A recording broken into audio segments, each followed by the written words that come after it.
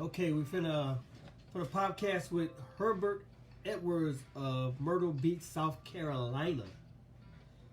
Let me send him the link, see if we can do it this way. Hopefully I can hear it both ways. If not, then I'll just have to post it the regular way. Invite friends. Here. And here. Go. Alright, so let's see how this goes. I'm gonna try it live. Damn, I look rough on camera. Ooh, that's not a good idea, huh? Alright, let's see what happens. Waiting on Herbert to sign in. Once he signs in, we're going to get started.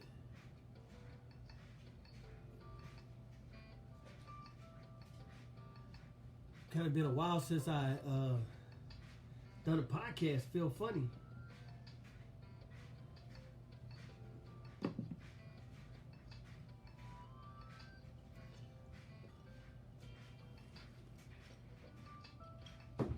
Oh, Coke is strong.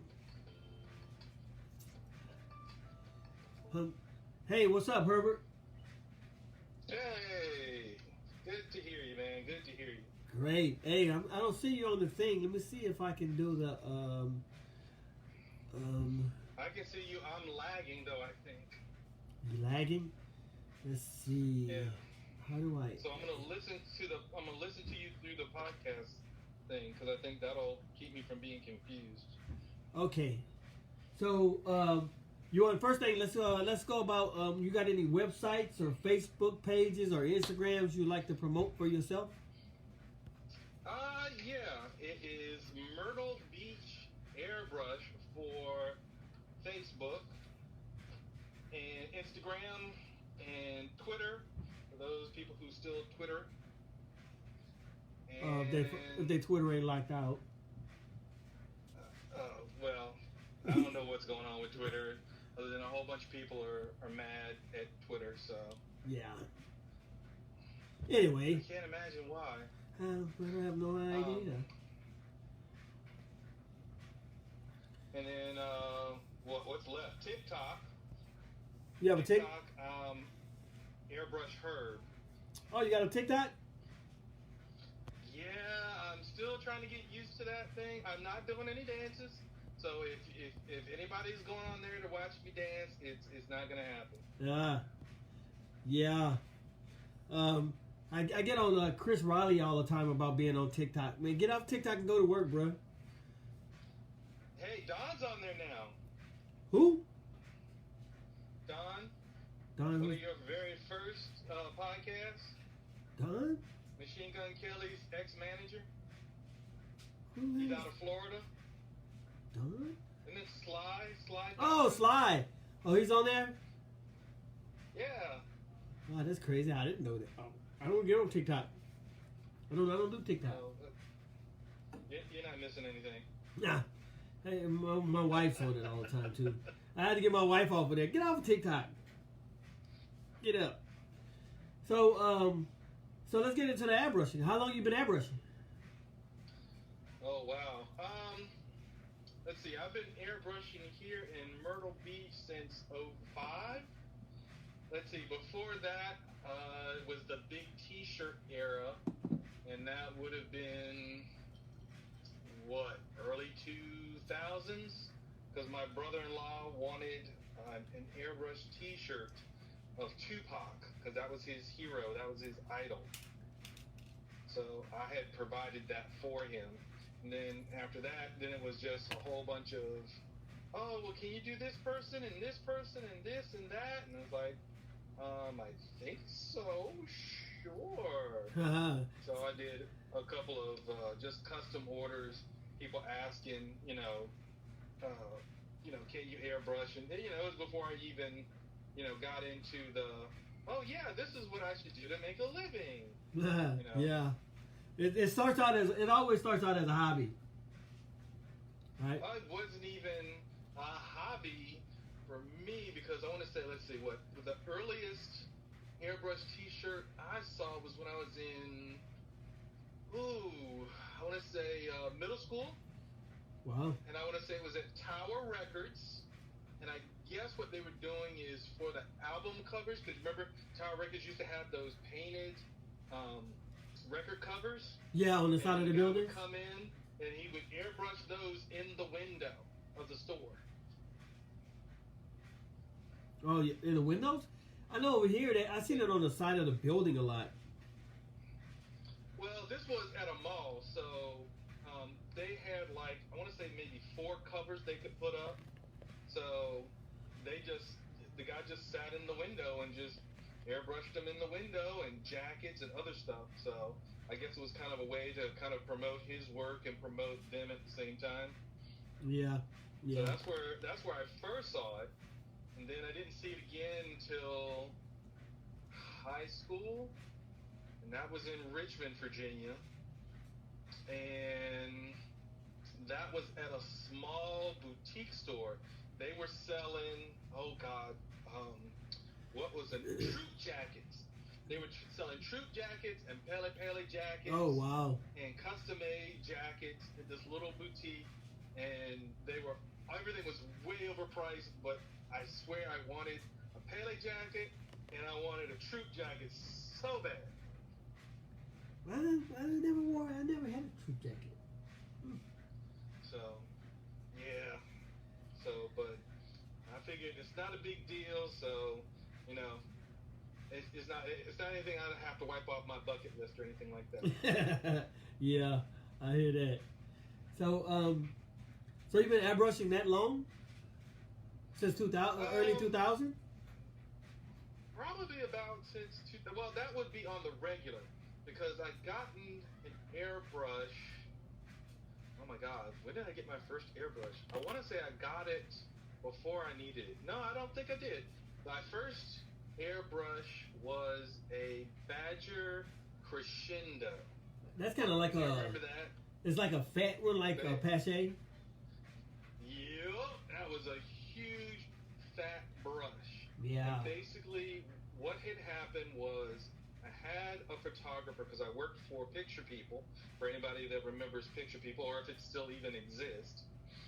And the photographer that I had shot, because I tried to explain to him how to shoot off the background, but not miss the background. It still would have been on the negative.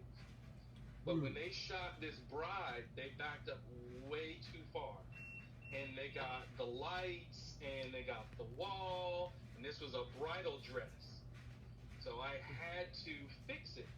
And I knew I couldn't just, hand paint it, even though I thought about that as an option. I knew I could airbrush it out, and it would totally disappear. But I hadn't even picked up an airbrush since college. And the only reason I picked it up in college, because this one guy wanted to show off his Pache Turbo that was fresh off the market. Oh, yeah? This would have been when I was in college, so that would have been early 80s. Oh, wow. Yeah, well, you know what? I did pick up the airbrush in high school in 86. Oh, wait a minute. Was we supposed to say that name? We didn't even have access to airbrushes. It was just like, if you didn't have a paintbrush, that was all you had access to. Yeah, I don't know. And it was a little bitty country town. A little bitty country-ass town. Where my wife was from. They had some foresight, I guess. I don't know. Or either that or they were into pinups. Yeah, who knows, right? So that's crazy, though. So you've been, okay, let's say you started in the 80s, but did you continue with it, or did you go do something else, or what?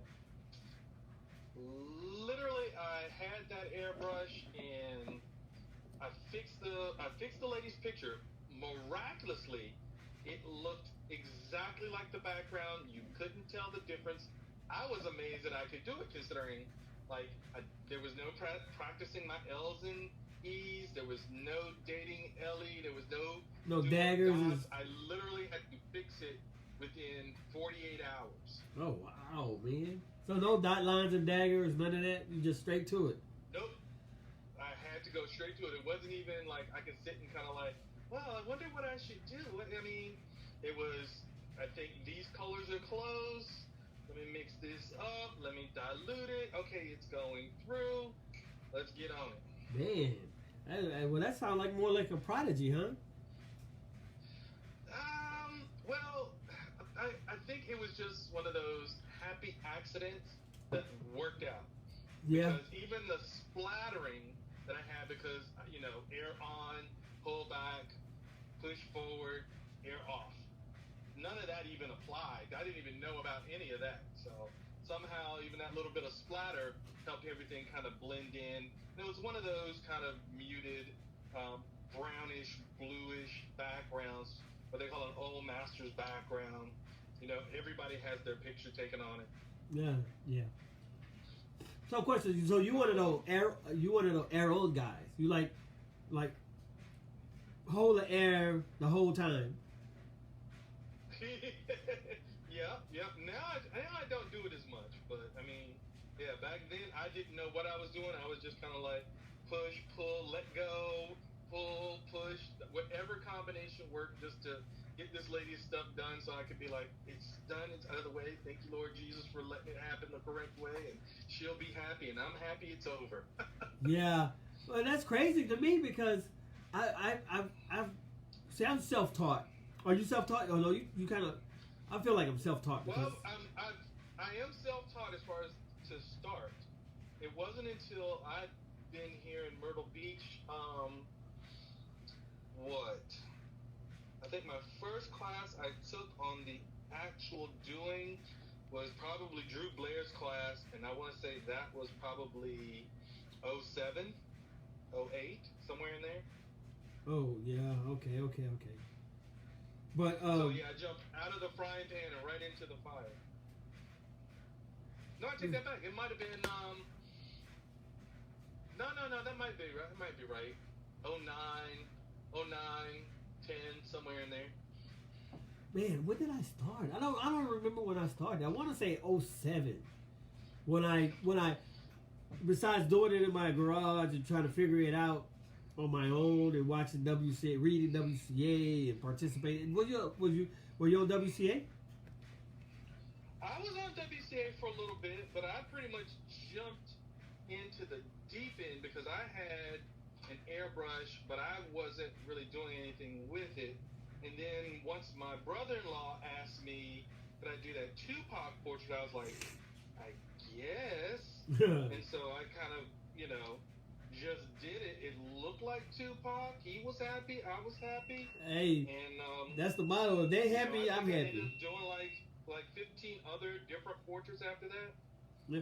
So you consider yourself more so a portrait artist, or can you do? Yeah, well, that's my natural calling from doing oil paintings and pastels and charcoals and what I did in college, because I was studying to be a fine artist and a printmaker. So I fell into photography and ended up wanting to get a minor in photography, but then I actually ended up getting a job working for a couple of different papers. So I kind of said, well, I'm making money. Why do I need to go to school if I'm making money?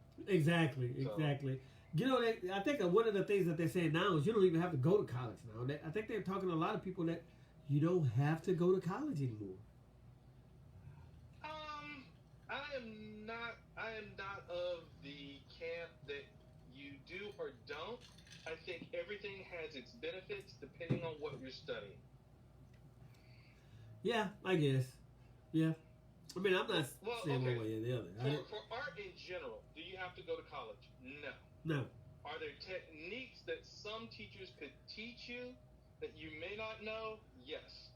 I know when I graduated from school, there were lots of techniques that I didn't know. There were a lot of different theories about art that I didn't know. If you're going to go into the commercial end of it, even the fine art end of it, there was lots of information that I didn't know. Do I need that to be an artist? No. To be a successful artist? Maybe. To help put me up on a better footing, to be more successful? I believe yes. I guess just to say you have the paper. I think that's what it. I think, like I said, I think it's a matter of the knowledge. So maybe you don't need to go for all 4 years. Maybe if you went for 2 years. You know what I mean? Yeah. Or until you feel comfortable with the information you know that you can turn that into better revenue. Okay. You know, Okay. then there's also different ways of thinking, different psychologies, different theories. Why did you make it? Why do you use this color? Why do you use that color? Which nowadays is kind of irrelevant with digital art, as you know, because if you don't like that color, you just say swipe it away, put the next color, and just change out from color to color. Whereas back in the day, you couldn't just swap it out to swap because it felt good, you know, or you weren't sure. You pretty much did your little studies beforehand, and then you went at it, and then you pretty much said yes, or if there were changes, they were very minute. Okay. Okay. So so do you do any cookie cutter stuff like name designs, just regular name designs, or you think your specialty is mainly just portraits? Well, here's what I tell people who are airbrush artists that come to my booth, and that is I am a I don't know, I guess a mid-tier custom artist. I don't consider myself up there with like Drew Blair or anything, but I do consider myself as far as a very skilled artist, and so I use those things as stop signs. So my custom portraits, my custom anime, my trucks, my cars, all of that are just stop signs. For a minute, they stop. Oh my God! How much is that? That looks so cool. I know I want it, but I might not have the money for it, so I'm gonna ask anyway. Ah. So then after that, it's sticker shock because I'm like, well, my portrait started at $200. Oh, well, You you know know, who you it sound takes me like. anywhere from about 5 to 10 hours to do, depending on how complicated it is. You know, there is a lot of detail in there, so it's not like, you know, a lot of people kind of, you know what I mean, they skip over a lot of detail. Like, there's a line drawn for your eyebrows. I'm like drawing in actual eyebrows.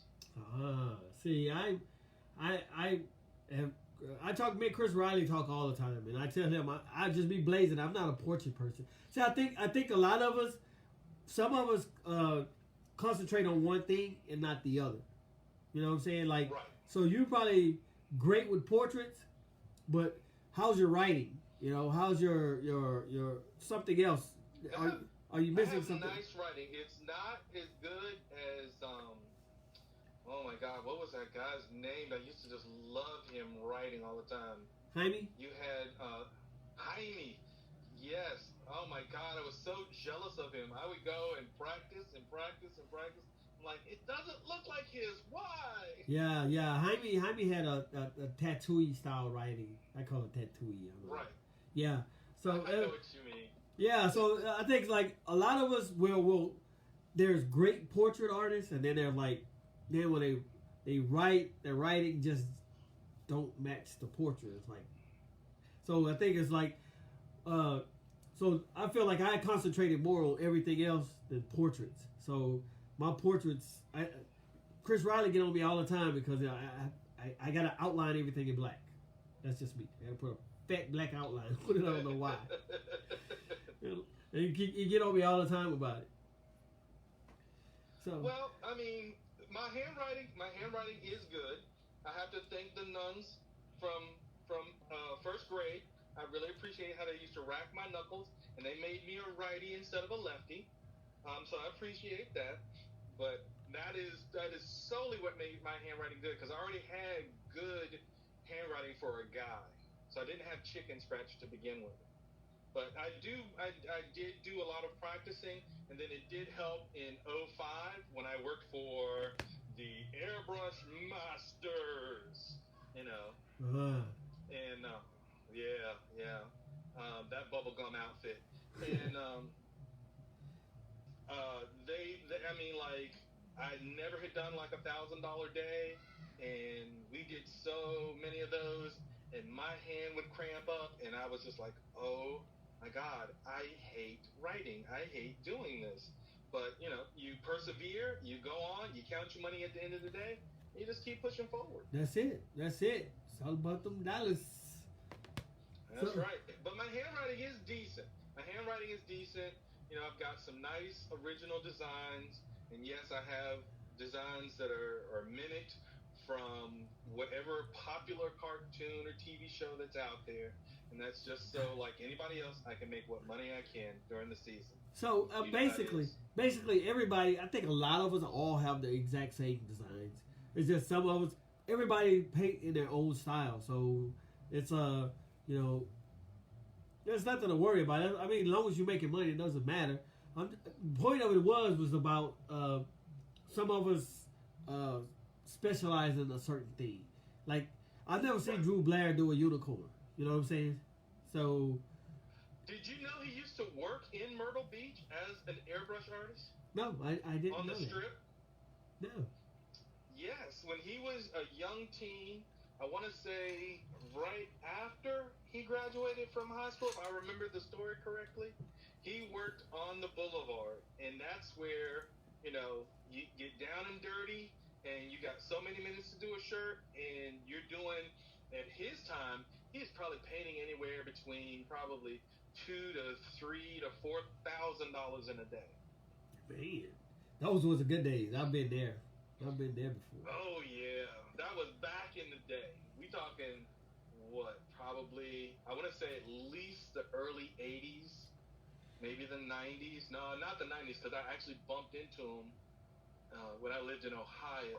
So, and I didn't even know it was him.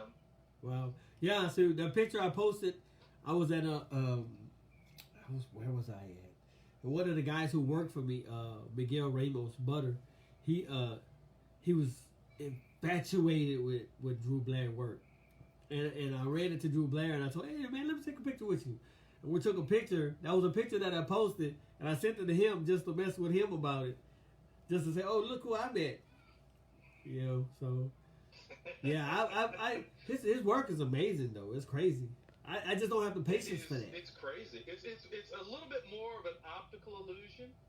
You know, I mean, granted, there are some details there that I would not do. You know, because I tell people I'm anal retentive. I'm just not that anal retentive. Yeah. You know? Yeah. Well, because there was a portrait that they used to show all the time on his ads and Airbrush Action and, you know, whatever magazine you were looking at. And it's a close-up of a woman with a white tube top on. And her hair is done immaculately.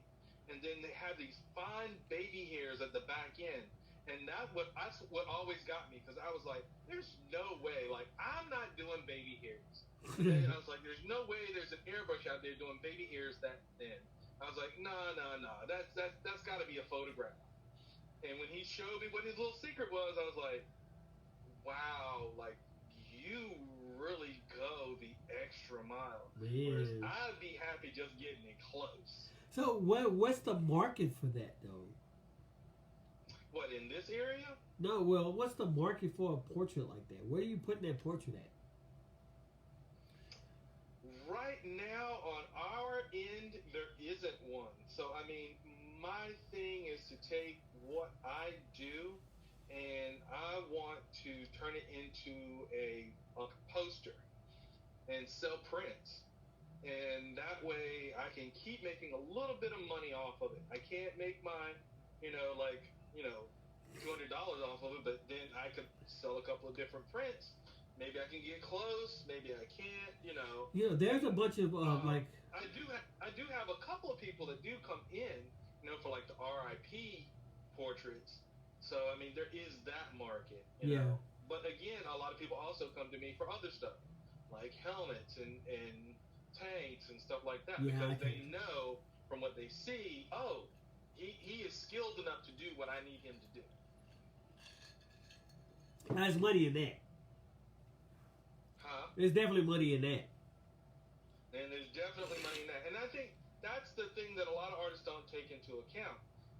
Yes, you are doing t-shirts, and as long as you are ready to do a motorcycle or a tank or, whatever form of art you want to do, then, at least showing that skill, when somebody approaches you, they feel more confident in asking you to do that. Versus a lot of artists, they're like, well, nobody's ever going to buy it, so, why put it up? Yeah. You're right. But I mean, as long as people understand, no, I'm not going to stop it right now and do stop everything I got going on to start that portrait right then and there. I'm going to knock out all the Mickey Mouse stuff, all the outlines, all the cartoons, and then on my empty time, because you and I both know now we've got lots of empty time, that's what I'm going to work on the custom stuff. So really, I'm using the custom stuff as more like a filler. And that's what you need to look at. You need to look at it as a business. Yeah. You know what I mean? Yeah. So are you going to have those days when you're going to be doing $500 a day and you're not going to squeeze it in? Yeah, but you already got a gauge for how your day is going to go. So you're not going to squeeze that in then. So you might have to tell them, give me 2 weeks. And you may have to spend an hour a day, until you get that portrait done. But at least you've given yourself the time. And then other times, you're going to be sitting there for 3 or 4 hours. Like right now, it's off season. We've got COVID. It's going to be dead. Now you've got time to work on that piece and really give it the energy that it needs. Man, I can't. I guess I just don't have the patience. I don't know if it's because I'm getting older. What Drew told me when I was sitting there. He's like, when I went to his workshop, he was saying, it's not like the Boulevard. It's not like that fast money. Yes, you could make, $1,000 in a day, and this is not going to equate to that, And I mean, if push come to shove, could I do a portrait in 30 minutes? Certainly could. Would I be happy with the end result when it came out? I think it would be okay, but it isn't something where I really want to put my name on it. Versus when I get to sit down, spend time with it, put the texture into it, put the detail into it, and people go, "Oh my God, I thought it was printed on the shirt. I didn't know you airbrushed it on the shirt." Yeah, that's crazy. I don't have that patience. I'm blazing, dog. I'm blazing. I'm blazing. I don't see how you do what you do.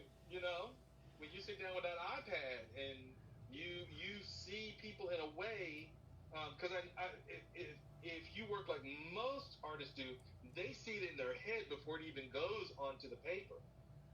So you see it on that iPad before you even before you even touch it with that pen. So I guess my theory of when I was doing live caricatures, right? When a person come up and they want to, I start dissecting their face as they're sitting down. As soon as they're walking up to me and they're starting to sit down, I already know what I'm going to do. So it's basically, right. I'm basically just doing it from that. So I'm just doing it off of what I already generated in my head. But see, with that, it's the faster you are, the more money you make. And that's how it works for us. So I guess that's my mindset. That's why I can't. I told Chris that I was going to break down this year and I was going to actually practice portraits this year, because actually over the last 2 weeks I've turned down at least 30 portraits. At least 30 portraits I've turned down. You could have sent them to me, boy. I'd have banged those on all day long. Dude, at my shop, I've turned down at least 30 portraits. Nah, because you know what? I tell them like this here. I'll be honest with them. Look, I'm a caricature artist, and I'm tell you right now, I'm going to look at it, and I'm going to find something, and I'm going to exaggerate it, and it's going to look like a baby, but, if he got a big nose, he going to have a big-ass nose on that picture. So, man, you could have subcontracted me out. You could have taken that work and been like, I have it for you in 2 weeks. Boom, knock that out. Yeah, well, see, these people don't 2 weeks is don't work for them. Too much? Yeah. Well, they come in and like I needed to. I could have got to a week because you still got mailing time back and forth. That's the slowdown. No, see, in my shop, it's tomorrow or 2 days, 2-3 days. See, I have a lot of last minute people, so I got you. So that's why Chris get on me all the time, because I'm like, I'm blazing it. I'm gonna blaze it. I knocked this out real quick.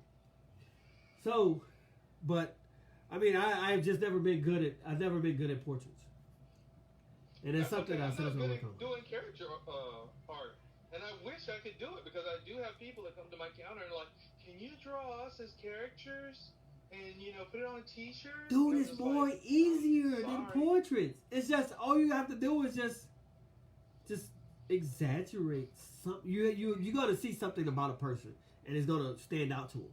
Like you didn't want your hat on your picture, right? So you didn't want your hat on, right? On that picture I drew, right? So I took it off. So the next best thing was to give you a dome head. So that's what I did. I made your head just a little bit more, up and around. So that's what it is. So you have to find something to exaggerate. But that's what I'm saying though, is for you can see that distortion. I can't. My brain does not work that way. My brain sees what it is. Yeah, that's what Chris says I train too. my eye to draw what I see, not what I think I see. So I can't unprogram that one level. That's what Chris says. That's what Chris says. The same thing. He's like, I'm going to make it look like a portraiture. A portraiture. That's what it is. Right? Yeah. Yeah. So, COVID. Let's talk about COVID. So this year, okay. How has COVID affected you and your business? Ooh, well, COVID stabbed at me. It took 2 months and it just killed me. It took 2 solid months, just $0.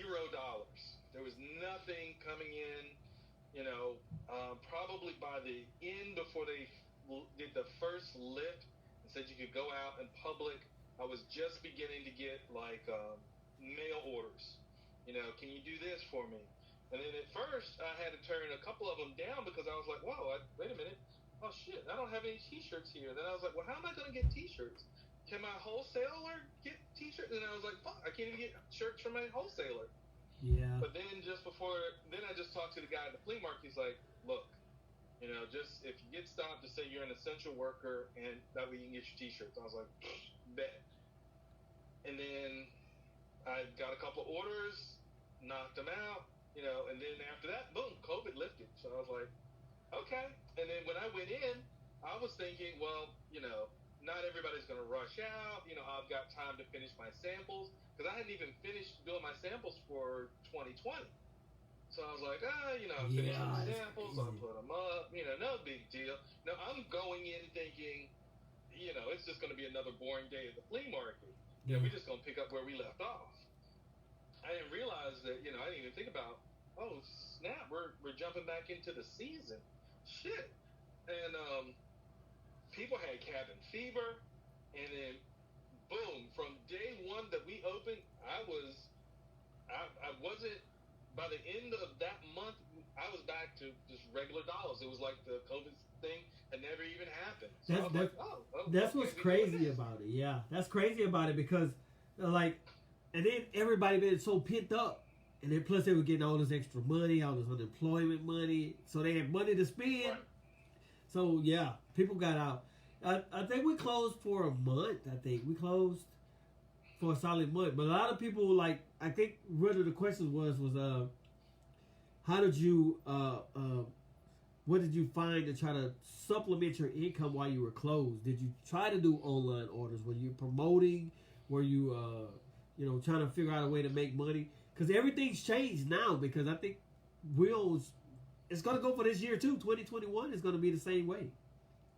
It's a little bit more open. Probably have a brief, maybe stutter step where they're going to do maybe shelter in place for a little while. I think they should. Maybe not make it mandatory, but who knows? I actually think they really should. That way they can just grasp a hold of everything. But then and slow it down a little bit. Yeah. But for us, or for everybody, start figuring out a different way to try to supplement their income at the same time. What's his name? Dog, I was on my podcast. Pete Marion. He's doing you know who he is? You know Pete? I've heard all your podcasts, so you just have to refresh my memory. He's the one who does a lot of parties. So, but now he's doing. Yeah. He does. He pivoted into doing something else. Yeah, his stuff is online only. He does it online now. Yeah, everything's online. He sits there and does it and then mails it out. Yeah. So it's like the evolution. I think that's becoming the evolution of it. Everybody has to start finding a different way, but you have to keep supplementing your income, finding different ways to make money. Right. So. Well, my pivot for me is I'm going back into doing what I started with from the jump, and that was doing oil paintings. I really enjoy doing oil paintings. You know, I'm one of those artists who gets into the zone, you know, and it's just very relaxing for me, you know. So I'm probably gonna go into the gallery, and it doesn't mean I'm gonna make, you know, like thousands and hundreds of dollars, but you know, I'll be much more happier because I'll be paying what I want to pay, not what someone tells me to pay. Okay, so here's a question for you. This is one of the questions I want to ask because you know, man, you talk time to time online. I have a caricature friend, right? He does the caricatures on the magazine covers. Is that something you ever thought about, like finding a doing it commercially? Yeah. I don't. Well, you got to remember, if you do illustrations, you've got a really tight deadline, and it's got to look like what the notes are from the art director say it's got to look like. You know what I mean? Are you worried about that? The art director has a vision, and especially if you're new, he has a vision, and you need to do a couple of doodles and sketches and thumbnails for them to look at to be like, okay, now we're going in the right direction. Go from there. You know, as opposed to if you're somebody that's more experienced and they're hiring you off of what you see, then they're like, okay, well, I hired you because this is what I saw, and I just need you to duplicate it, but I need you to put these people in, or I need you to put this in here, or I need you to do around this subject matter. Does that make sense? Yes. But have you thought about it? Oh, well, I mean, when Drew Blair was talking about it, because that's what he started out doing. He probably still does it, you know, because he did a lot of Star Trek, and I want to say there was a Star Wars, but no, he does a lot of illustrations for like the military because they're buying his posters. But that's what he loves to do. So he's selling what he loves to do. But for me, going that commercial route, no. I haven't thought about that in quite some time. Okay. But the print thing, I have seen a lot of artists here who does it's not oil, but it's acrylic. But once they make one great print, that's all you have to do is make one great drawing. Right? That's all it has to do is be one time. And then just print it, and sell it. And I've seen that here in Houston. Now there's some artists that's doing that. So that's your plan. You talked about doing the Kamala Harris and Stacey Abrams and. Yep. So it's just a matter of just trying to get that one thing and slowly promote it and get people to look at it, and that may not be the spark that ignites it, but it begins to oil the wheels so they can get turning. Yeah, true story. But you know what? You never know what that spark is going to be. It could be. You could do a Bart Simpson and that. What? I want that. You never know what that spark is. Well, have you seen the one guy online who's like a sign painter? So when he does his paintings, they're with those long sign painting brushes. And he's done Bart Simpson. He's done different characters from different movies and games and stuff like that. Even words. And his stuff is selling like hotcakes. And he's hot on Instagram. He's hot on TikTok. I mean, he's on fire right now. That's crazy, right? His niche. It's just finding that one thing that's gonna just bite for you. It's crazy. Right. And you got to put in the time. And that's the thing. It's if you're gonna do it, you got to do it right, because you're competing with so many hundreds of thousands of artists. And people aren't gonna take this okie dokie stuff. It's kind of like a lot of people ask me when they come up to my counter, they're like, "Why don't you do the heat transfers?" And I say, because I want to set myself apart from the artists that are on the boulevard or on the strip. Because I want people to know when they come and get my work, it's not going to be a heat transfer, and they're going to put some color around it and put a name on it and sell it to you for $30.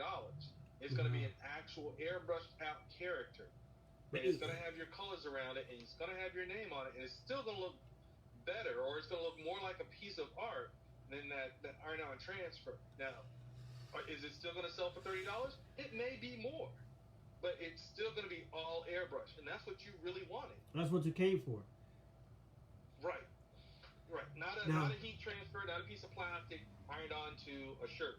I've got no issue with it if that's what you want. But if you step up there and what you really wanted was that character airbrushed, then that needs to be straightened out before you even put your money on the counter. I'm guilty of it. I am guilty of it. I will do the character, But I mean, but you know what? Here's with my shop. Here's what I have to do. Right, you have to give them the options. Right. right. It's gonna. I could transfer it for you for this price, but if I have to paint it, it's gonna be this price. So that's up to you. You Correct. make that decision. Correct. But what I'm saying is, a lot of times on the boulevard, they might not let them know that that's the option. Oh, they have options. They just want to give them one option. Right. Right. In other words, they see a character on the wall. They themselves think it's airbrushed onto the sample. But what it is just pressed onto the sample. It's a transfer. Yeah, yeah. But when they get their shirt, they're like, oh, I thought this was airbrushed. Like, no, this is a transfer. It looks exactly what's on the wall. That's what we gave you. Yeah. Oh. See, but y'all have a lot of That's not what I competition. wanted. You have a lot of competition, right? Not anymore. When I came to Myrtle Beach, and this was back in 03, 04, there were at least 30, I want to say 30, 40 artists that were here making money during the season. Man. And now it is, let's see, North End, it's Pete. As far as on the Strip, there's really only two, but there's like 4 shops that are owned by the same 2 people. So they both have the identical work.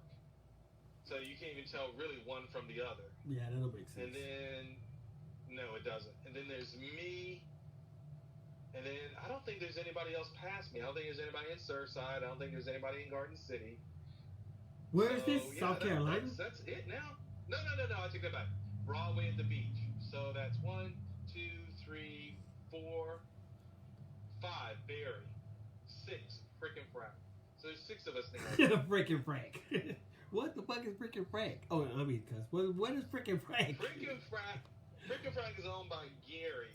He was kind of like one of the. Oh, that's a shop name. Yeah, it's an airbrush shop called Frickin' Frack. He used to have a shop right in front of the old pavilion, and he's probably one of the older guys doing it.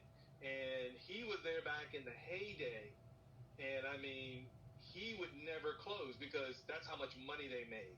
It wouldn't be unusual for each artist to be painting $4,000 to $5,000 in a day. Wait a minute, Frickin' Frank, is that like a? From sun up to sun down the next day. So I've never been to Myrtle Beach. I've never been to South Carolina. I don't think I even know. Oh, you're not missing anything. So Myrtle Beach is like a tourist place or something? It is a beach town that was real popular probably back in the 60s, real out of the way spot. Not a lot of people knew about it.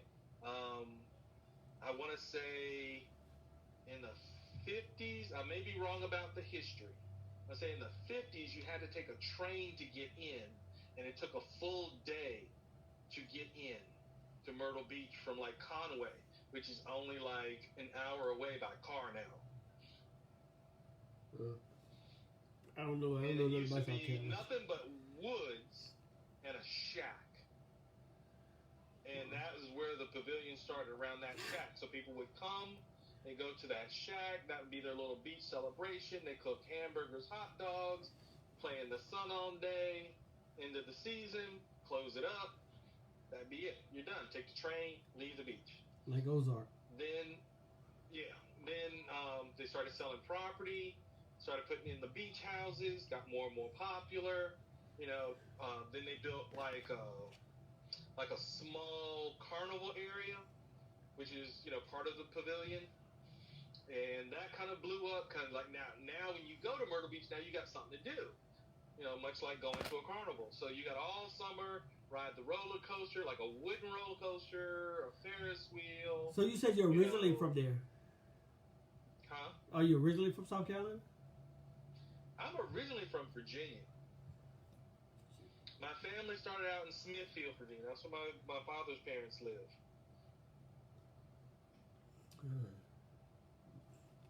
So yeah, I'm a Virginian. Virginia. Oh, like That's right. what's his name? Smith, What's like that character? Ham. What's that guy name? It was a movie, and they call him Virginia. It's the movie they made. Carter. There used to be a TV show called The Virginian. No, Carter. It was oh man, something Carter. Welcome Back, Carter's the only one I know of. No, it was We're showing our age now. man, we're getting old. Okay, so That's right. so how many shops did you work at? Is just the one shop, or you worked at multiple shops? Actually, I just worked at the one shop. I worked at the one shop. I saw how much money they were bringing in, and I was just like, okay, so let me get this right. I'm painting, I think at that time, about $9,000 a week. Damn. And I'm breathing in all these fumes. Out of this $9,000, I'm only going to get a cut of it. Now, I can keep breathing in all these fumes and make a little bit of money, or I can make a little bit of money all off by my damn self and be happy. Which would be exactly the same, and then that's exactly what happened. I went, opened up a shop, worked with this guy that had a beachwear shop. You know, it was an okay deal, and you know, it was just one of those things where it was okay, it was all right, and it's the same money, so I didn't lose any money. So I was like, okay, all right.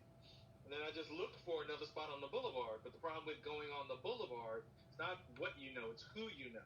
Yeah. So you had to know someone. And then it would be best if you had money already in your pocket. Because then you could say, how about if I give you this? And I can get a spot. Can we work with this? And most of the time they'd be like, that works. And it's a lot cheaper that way. But of course, if you ain't got that money to slap on that table, now you're working off of a percentage. Yeah. In which is never in your favor. Yeah. Yeah. I've never really worked for anybody, so I don't. Well, as far as airbrushing, I never really worked for anybody, so I have no idea. Right. But then after that, like me and the owner didn't get along, so I was only there for like 2 years. Then I went to the flea market I'm currently at, and I had a partner, and we got along for a minute, but then he was like, you're taking money from me, you're ripping me off. I know I made more money than this. I'm just like, I am not taking money from you. I'm not doing anything but showing up, and I'm doing the work. And according to your books and what you had on your books, you're making 3 times the amount of money you're making in one season than what you made in 1 month, or what you said you made for the whole season. So why are you complaining? I've never worked. See, that's the one thing I've never had to deal with that. I've never had to deal with that because I don't do partners. As everything is above board. Both of you know exactly what you're getting into. The only thing you're trying to do is to make sure that both of you feel that you're being treated fairly. Yeah. No, I don't do partners. I don't. Yeah, I know. I don't really. Only reason I want a partner now is just so I can have breathing room. You know what I mean? Because there's days when you just don't want to be there, and you're just like, why am I here? Oh, I see there's somebody in the background. Oh, that was my wife. She's giving me some more. She's filling up my Dr. Pepper. That's what it is, Dr. Pepper. Yeah. But yeah, I've never had a partner because all I hear is horror stories. You know, it's always Well, me and the partner, it wasn't that we disliked each other. We were okay with each other. It was just the fact that, you know, what I tried to explain to her is that according to your books, you know, you're only here 15 days out of a month. You're only keeping your books for 3 months, and out of the 3 months, you're not really keeping them well. So you really aren't sure what you are making. And so in that time, we generated so much more money because I would show up at 9 to get ready for the crowd at 10. She would show up at 12. And I was just like, I've been busy since 10 o'clock. I got, 15 orders already done. yeah. I'd appreciate if you could come in earlier. Well, I have a child. I'm like, you're absolutely correct. You have a child. You're not the first person in history to ever have a child. True story. You knew you had a child. You knew you had a business. I understand that you're trying to be responsible for the child, but you're also responsible for this business. So we need to figure out something because I need you here at least by 11. Because usually by 11 I'm already backed up. So she was more or less your shirt nurse or whatever. Or she actually paid. Shirt nurse. She actually worked. It was her. It was actually her booth. You know, because I ended up not having a place to go. Because I didn't know anybody on the boulevard. I wasn't comfortable with the percentages. They wanted just these astronomical numbers. And, you know, when you work on the boulevard, most of the time you won't see your money until August. What? No. And, well, I'm talking about like your profit margin. Oh. You see what I'm saying? So you're working from, let's say, March until August to start seeing your profit margin. So do you have to pay anything in? Depends on the owner. Like there was one spot that was 3 feet by 20 feet. The guy wanted 20 grand for that spot for the season, which isn't a bad price. The problem is that they were steps in front of that spot, and I don't know how much you know about, you know, if you're in a beach town, but steps represent a barrier. And it was one of those things where people just would not come up them steps. It didn't matter what you had for samples. They weren't coming up them steps. And usually, if you were the first one they got to, they're just price hunting. Oh, I hate that. But I did have a store on the beach. Uh-huh. But were you by yourself or several? I've never had partners. I never had partners. I never had competition.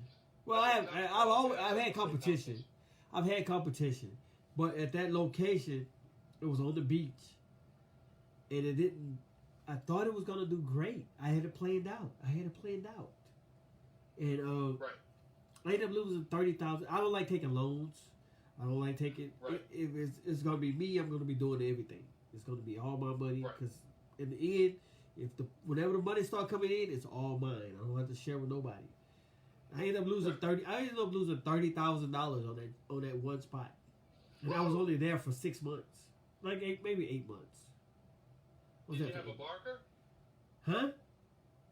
Did you have a barker? A barker?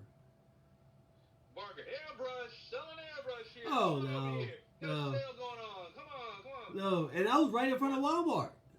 My shop was right in front of Walmart, right on the beachfront. People are focused on what they're doing. They're not focused on you.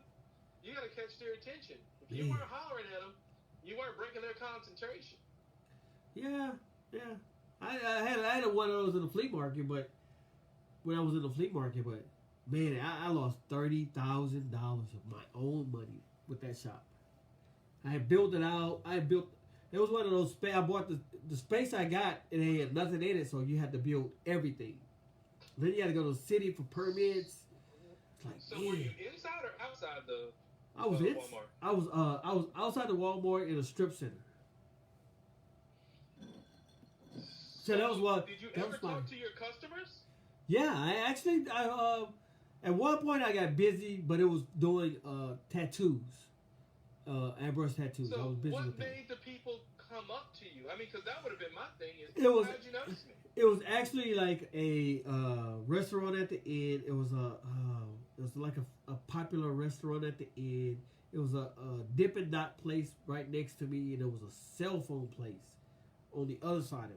So when they, I think a lot of times airbrushing is spontaneous buyers. So It's like somebody who's like, oh look, let's go get a shirt. Or like, let's say, I still feel that same way in the mall, even though I have like millions of repeat. No, I don't want to say millions, but a lot of repeat customers. You're right. You said it right. Million. I got a million. Toot my own horn, but I have a lot of repeat customers. But I'm starting to see like a whole different. I think I had a lot of customers, and then it died down, and then now it's picking up, and everybody that I'm seeing now are like new customers. Hey, you know what? You about to hit an hour, dude. Does it feel like it? Oh, no. It doesn't bother me. No, I'm just telling you because you're like, I probably keep it short. I don't want to talk that long. Yeah, we about to hit an hour. That's what I'm telling you about. It goes fast when you're just talking, right? It So goes fast. yeah. So anyway, it's like I don't even know what I was talking about. These Dr. Peppers are strong. Well, you're saying how there were all these stores in front of Walmart. You invested in getting a space at Walmart. You weren't sure what was driving those to them, but now you're in this different location and you've been there for so long that now by word of mouth you're getting even more customers and new customers. And it's my staple store. I call it my staple store because I've had like I've had like maybe 5 different. Is that the one that looks like it's in a mall? I am in a mall right now. Okay, because I was gonna say you just took a picture showing that you were working late, and it looked like you were in a mall. Yeah, I am in a mall. My main store is in a mall. I've had like 2 other mall stores. I've had like 3 flea market stores. Then I had that strip center mall. So I had a bunch of stores. The only thing I don't like about a mall store is that you get no breaks. Oh, dude. Well, right now our hours are we have shortened hours. Our hours now are like 11 to 7. It used to be 10 to 9. Oh man, that's nice. It used to be 10 to 9. But I don't even want to stay to 7. I'd be ready to leave at 5. After 5 o'clock, it's over with. But what tripped me out... That was the one thing I didn't like about them all. What tripped me out is that the first time I stayed after 5 and I like hung out, I made like an extra $500. I'm like, oh, fuck. So I guess I need to stay a little later to see what's going on. I done missed all this money all this time trying to leave at 5 o'clock. Yeah, that's crazy. So, anyway. But, yeah. So, you don't move around at all. So I would just try a barker. I would just try to barker to pull people in, you know, get them out of the zone. We can't yell in the mall, dude. You can't I'm yell. sorry. I'm talking about if you're a beach guy. If you're a beach guy, you're thinking about getting a beach location, you need a salesperson that has enough guts to bark out and get people to come over for a minute. Yeah, the one guy you say, you just holler, parsley. I need to pay my bills. Come on, help me out. So have you ever moved on? The one guy that I used to work for, he used to go, hair brushing. And people would be like, what did he just say? Hairbrush. Come get your hairbrush t-shirt. Get your hairbrush t-shirts. So do you move around or you're in one spot just constantly? I'm in one spot as far as in the flea market. I like it. I can come and go as I please. You know, I'm on my time. I do have set hours. I do try to meet that minimum requirement. I do get 2 days off for my own mental health. Man, you know, what is that like? I am moving into trying to get back into the studio. Get used to doing studio work and generating stuff from there. That's nice. You have a home studio? Right now, I've just got like a painting studio. I mean, I miss my photography studio because I used to have a space big enough that I could have a photography studio. Yeah. I just couldn't hold on to it. And thank God I didn't because the COVID would have just killed me. Man, COVID killed everybody. Well, yeah, COVID. Some people made a lot of money doing COVID because they evolved quickly. You know? Right. But, for me, it was just thinking about the pivot. Like, you know, because I was just getting to a point where it's just like, do you want to stand for 7 hours a day for the rest of your life? And I was just like, no, I don't. Don't want to stand for 7 hours a day. See, with me, I have a bunch of different I call it residual incomes. And I said I was going to have a podcast about it. I want to have a bunch of different residual incomes. Like, well, I don't have to work that hard, and I do make money when I'm asleep, and I do have I do make money when I'm not at work. But I want to keep it going. And this year, me and my wife made a plan that 2022 we can retire. But 2021 is we're just going hard at it. So we coming up with different businesses and my wife want to retire. I can't just sit at home and watch TV all fucking day. I was gonna say you got that airbrush blood going now, bro. Man, I can't You do sit it. down.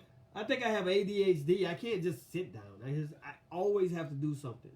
So It's that fast pace that gets to you, man. It's just next thing you know, you're just in rapid, like moving constantly mode. Oh, I gotta go. I gotta do. I gotta do something. Yeah. So we have it killed our photo booth business, but now we're starting to pick back up. We got a gig coming up. Then I started a new lawn business, and then we got a couple other things in the pot that we want to start doing. Then we're gonna start buying some rent houses. So it's like, she wants to retire. I want to keep working. I can't sit still. I can't watch TV. I don't watch stories. But hey, so what you gonna do about the? Why don't you write children's books? Man, I want to illustrate. I've illustrated one book that's on Amazon. I want to illustrate some books, but I'm looking for writers. Somebody to send me something, a script. What about Fiverr?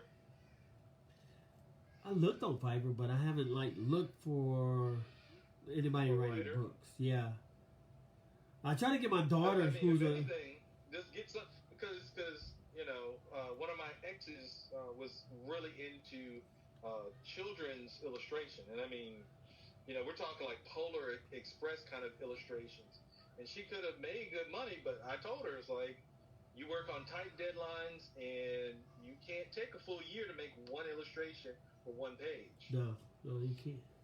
I do a lot of they were immaculate illustrations. Oh man, that's crazy. So I mean, you just have to find. I can't find. I try to get my daughter, who's an educator, to write a couple of books, and right. But just timing. I'll just write it and I'll just illustrate it and we can just put it out. That's what I said. Just try Fiverr. I mean, you can't go wrong. There's a whole bunch of different websites for freelancers. Yeah, I was on one for a while. But anyway, we're talking about you. We're not talking about me. So when are you gonna get down and start getting those prints done? When you gonna get something done? I've probably got like at least 3 more paintings I want to do before I start pulling it out and bringing it to more of I am now selling this. I've started taking pictures. I think I sent you the picture of Nina Simone, the one that I was working on. Yeah. So, I mean, I'm really happy with the way that one's turning out. But unfortunately, when you work with oil painting, sometimes you got to let them sit and dry, and they don't dry overnight. No. Sometimes you got to let it sit and dry. It takes sometimes a week. Sometimes it takes 2 days. It depends on the layer and how you want to put it on. I did a Frank Vazetta oil painting when I was in high school. And it took forever. But I thought Frazetta worked in gouache. I didn't think he worked in oil paints. I did it in oil. Oh, okay. So you weren't trying to mimic his medium. You're just trying to mimic his technique. The art itself, and I loved the way that painting came out. But I left for the military and I never saw it again.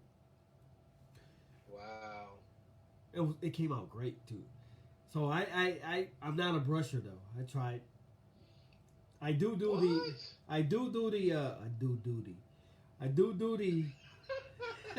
I'll say it again. I do the paint. The paint at home kits. That's something you can offer. You do that. What's a paint kit? Well, they have a thing now here where it was a big thing in COVID too. So it's called paint. I think it's a paint and wine where they go out to a place and you give them a pre-made portrait or just marked out, and you give them all the colors and the brushes. That drives me insane. Dude, it's money. See, you're driven by money. I'm not driven by money. That becomes the issue. Oh, man. So, I mean, I hate to say it like that, but I mean, because I've had people suggest that to me, and it's just like, it's like, well, why don't you teach people how to paint and stuff like that? And I say, because my heart, I'm not like an old school painter. I'm closer to like a Renaissance painter. Oh, This man. is the way I tell you to do it. This is the way I want you to do it. There is no other option other than to do it that way. No. You know, because I know all the struggles that I went through, and a lot of it had to do with my hard head. You need to learn to monetize it. Everything has to be monetized. But again, you're driven by money. I am. Yes, I need money. Yes, I need money. You need it. I totally agree with that function. But that does not mean I'm driven by money. How can I put it? I'm not going to say I'm driven by money, but it's nice. You got to have it. I do not deny anything that you are saying. I'm not. You're absolutely correct. But You make me feel like a Scrooge, dude. What, an amount of money that you're trying to acquire in a particular amount of time, and even if you get that amount of money, you're not even going to rest. So again, you're now driven to even still create more money. That's just not who I am. Well, that's like we were saying a second ago. I do make money when, you know, they said the part of success is making money when you're asleep, when you're not working for it. If you're making money and you're not there physically working for the money. Correct. Okay, so that's possible with what you're doing, right? So you pre-make all your canvases. Well, see, you'll need some more. But see, your artwork has so much detail in it. You know? Right. So. And the fact that I'm getting older means that it's eventually going to be worth more. Well, and that depends, right? I need to promote it, so. So how are you gonna promote it? Well, my big thing is going to be moving more into social media, and I've already got one Facebook page which is dedicated to putting my artwork on. So that will eventually become utilized once I feel like I've got a little bit more of a body of work. Because a lot of galleries won't show your work unless you have a body of work. Because if you do a good show, they want to keep promoting you. And they don't want to promote somebody who's a one-hit wonder. Yeah. But okay, so I don't know about how it goes in St. Louis. No, not here. Myrtle Beach. Well, see, that's the thing about art. I don't have to just promote my work in Myrtle Beach. Then that's one of the reasons why I don't paint landscapes. I don't paint beach scenes, because that's part of what I do all day on T-shirts. Yeah. And I don't want to be known as that guy that paints lighthouses and ocean waves. So there's a lot of artists here that goes to here they have like a spoken word things at night. Right, and people paint while they're doing the spoken word. People paint while they're doing spoken word. People have their artwork out, and then they have a lot of prints for sale. You can either buy the artwork for $500, or you can buy a print for X amount of dollars. And but that happens a lot. Have you ever thought about that? Oh yes, definitely. But this is just not that place for it, because Myrtle Beach is truly a beach town, and their focus is beach. There is a little culture here, but what most people want in the way of artwork is, I live at the beach, I decorated my house for the beach, and so therefore I need to put pretty beach pictures up on the wall. No seashell, you ain't got no seashell pictures or nothing to do. No whales or nothing like that, huh? No, not at all. Even though I have seen several paintings that were done that were ocean waves, not necessarily beach scenes in that traditional sense, but just pure beach waves, and I found them to be fascinating and oddly attractive, or interesting, I guess I should say. I shouldn't say attractive. I don't know. I mean, you're in a tourist town. Correct. It's pure tourism. That is how they make their money. That we make in Myrtle Beach, they make so much money. It's the majority of the money that the state has to spend for the whole state. The place where I was in at was tax a revenue alone. yeah. The place I was at was a tourist town. That's how I had it Yeah. planned out. So many people told me to open up. We'll come there because it's close to tourist center. But then when I opened, they were still going to my other store. I'm like, y'all had me come down here for what? Y'all still going to the other place? Anyway, so I think I don't know, man. Maybe you should start something, a group or something. It has to be more people like you, like-minded people there. How about any If of the there other artists? are more artistic people here, I'm not quite sure where I would find them, and there are less people that look like me and you here. So I would have to, I would really have a difficult time finding those people. Does that make sense what I just said? Do you a great portrait of Trump with the flag behind him? Hell to the no. I'm ready to Maybe you, with man. a poker up his butt. No. No, you probably find you somebody, man. You probably get your group. But I get a group all right, a lynch mob. yeah. There you go. I don't know, man. So why you stay there? South Carolina. Because at the time when I came here, I had younger children, and so needed to get them out of high school and moving on about their life, and this is how I made my money, and I was very comfortable, and I came very happy with being comfortable. Yeah. So, we're looking at other avenues and things to do now. Debating on going to Atlanta. That's still up in the air. Looking at Raleigh, looking at Charlotte. So there are irons in the fire, but no iron has shown that it is going to be something super productive that's going to change my life. Because really, I want to do all the art, art skills that I have. So, I wouldn't mind going back into commercial photography to a degree, as well as doing my paintings and a little bit of airbrushing on the side. So you should. Ultimately, I would get away from airbrushing. Yeah, I think you should be somewhere where your passion will flourish. You know what I'm saying? If it's not, you're being stifled where you're at. You know what I'm saying? So. Right. But again, the problem is I got comfortable. You know what I mean? I know how much money I'm going to make. I don't work for anybody. I don't work hard. I'm used to the routine. You know what I mean? Yeah. You stagnant. Yeah. Yeah, I feel that. But that's okay. Change is coming, and I know it is. And Oh, well, hold on, man. Least expected.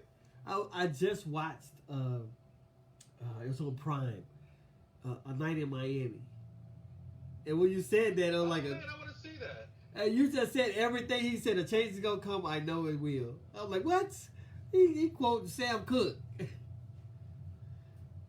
Well, everything, if you were God, you already know what everything is and everything that's going to happen, everything that will happen. So basically, the only thing we're doing is living the experience.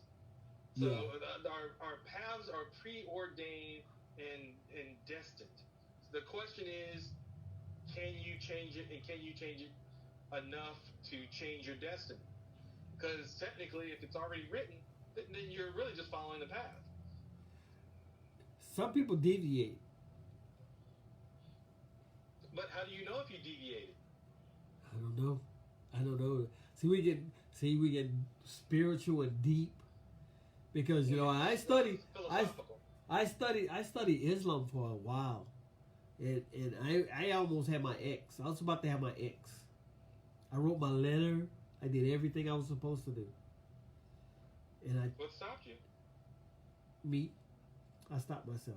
Me and my wife talked about this last night too when we were watching the movie, because Malcolm was talking, and I was verbatim talking with him and explaining to her everything that he was talking about. And I was like, man, I kind of missed that.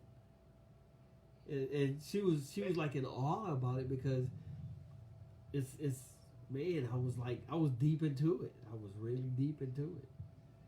I was Right, close to because I like deep thinkers. I don't like shallow thinkings. Like if I look at a painting, I don't look at it like, ooh, that looks pretty. I look at it like deconstructing.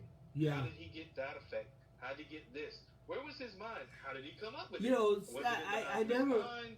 Did he see something?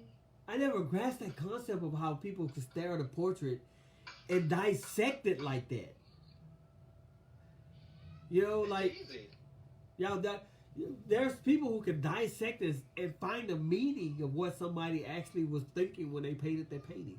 You know what that stroke meant. Well, look at some of the character artists that are around you. I'm quite sure if you look at their work, you can see, oh well, he exaggerated this, and oh that really made, even though it's exaggerated, made it look more like the person. I might have done this, but I think if I did that, it wouldn't be as effective as what this person did. Yeah, that's true. I mean, but it's like it's just to see like an abstract painting and it's like, oh, this what this means. I'm like, dude, I just see like some blotches. I don't see what you see. So I guess it's like a meaning of every stroke when y'all do it that way. Now, abstract painting, I'm sorry, I can sit and look at it and say, yes, someone put paint to canvas. They tried to send a message. Whether or not that message communicates with all people is a hit or miss. Okay, so let's say this. Some work that works better with like the title. Like I saw one that was, what was it? Sitting in the meadow. And I was like, oh, okay, now that you put a title to it, I see it. Okay, all right. Okay, so how about Basquiat? Go ahead. How about Basquiat? So what do you see in his art? Which one's Basquiat? You gotta remind me. He's Refresh my memory. the guy from New York. I think it was a New York graffiti artist at first. I think he was just painting what was in his head. But I don't think that. I think there were deeper meanings there. You know, as far as the way he was living. I think black artists, when you're talking about painting realistically, or even graffiti to an extent, if it's not about painting an actual word, there is their life that are a part of what they saw in their painting. You know, and it has that surface meaning that you can see, but once they start talking about it and start delving down into the deeper layers of it, that's when it really comes to life. And that's the part that I enjoy, when they really start talking about what it is they saw, how it affected them, how they saw the streetcar, how they saw their art moving from station to station, how they knew that no matter who saw it, each person would feel differently about it. There were people who would see it and they'd be like, vandals. There'd be people who would see it, that's disgusting. Yeah. There'd be people who would see it and be like, hey, I like this little bit of color in this, yeah. gray, So drab. how do you see experience yourself? That I do every day. How do you see yourself? What do you see as your art? My art is will be more political.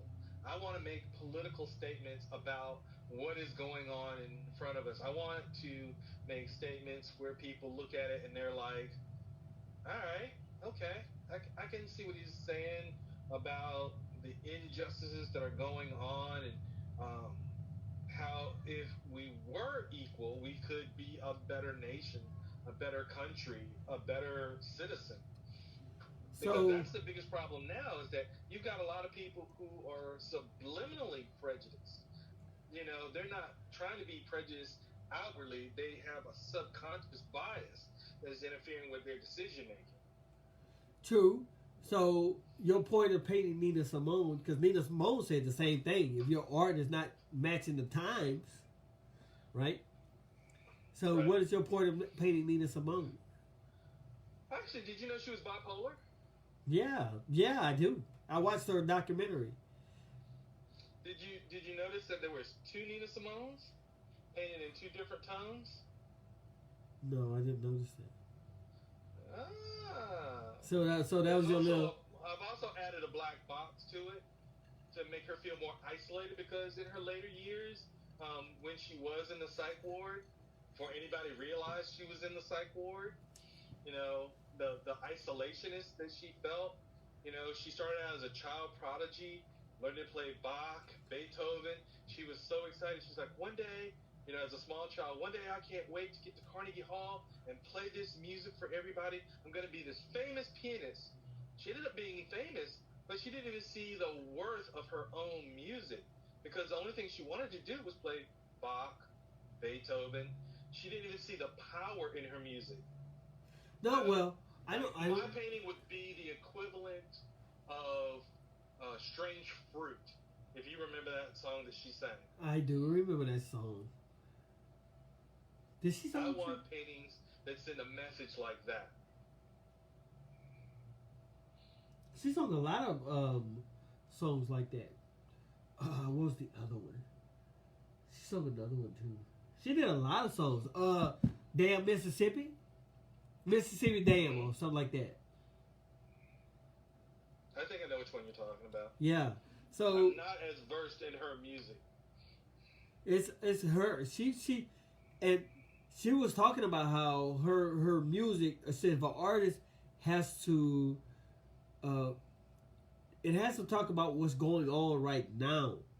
The times that's going on right now. I think that's why she got blackballed for a while too. She got blackballed for speaking out. She got blackballed for not staying in her lane. She got blackballed because she wouldn't just lay there and take it.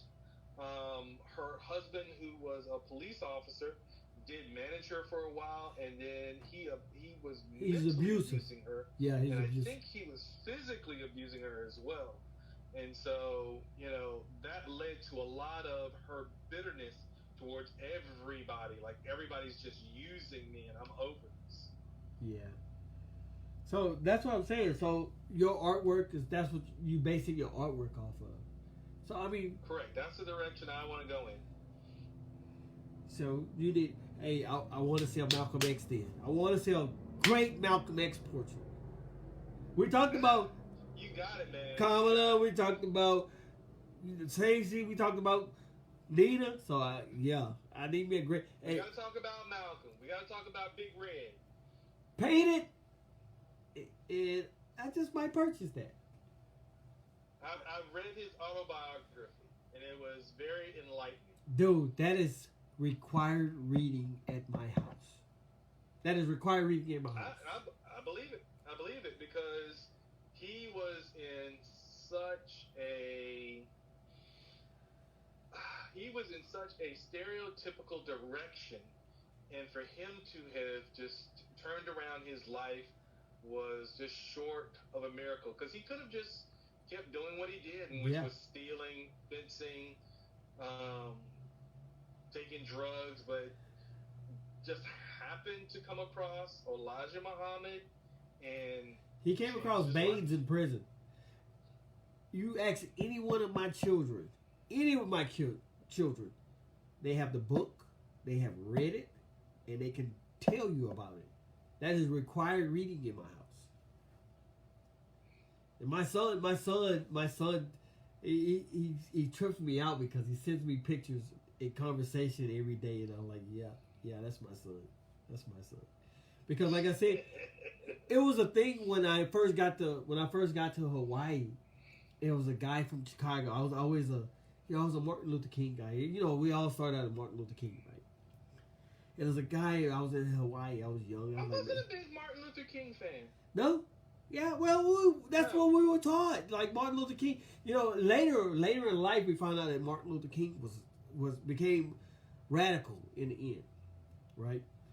But and then there's a question when they had the what was it? I want to say the Southern something conference in that hotel room where the public wasn't invited, and there's a question of was he paid off at that point? Oh man, that's what Malcolm talked about. But we not. I don't want to degrade the brother because tomorrow, this weekend is his day. It's his day. He did things. He did great things. He's a Capricorn. I'm not denying any of that. He's a Capricorn, brother. He's human, just like we're human. Because I would have never thought that Martin would have been unfaithful to his wife. That's what they do. Yeah, he was unfaithful to his wife. That's what they do. They try to fucking put out.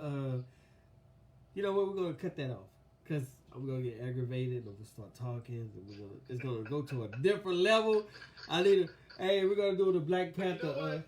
You need to be faithful to who you are, because people are gonna hear this and they're gonna listen, and they have to decide if this is some information that's good for them and that's relevant for them. And some people will say no, and some people will say, well, maybe I should just listen. Like you interviewed Pat Gain, and you asked him the one question that I've asked you. And he said, hey, I put you in the magazine because I knew you. I knew about you. Other than that, I just put my friends in there. And, well, part of me says, you know what? I can't blame him for it. He was doing what he thought was right at that time. He didn't see a reason to put people who didn't look like him in his magazine. Okay, he what didn't feel it necessary to go out and look for other people of other diverse backgrounds to necessarily put in his magazine. Does that make sense? Yeah. So I can't blame him for it.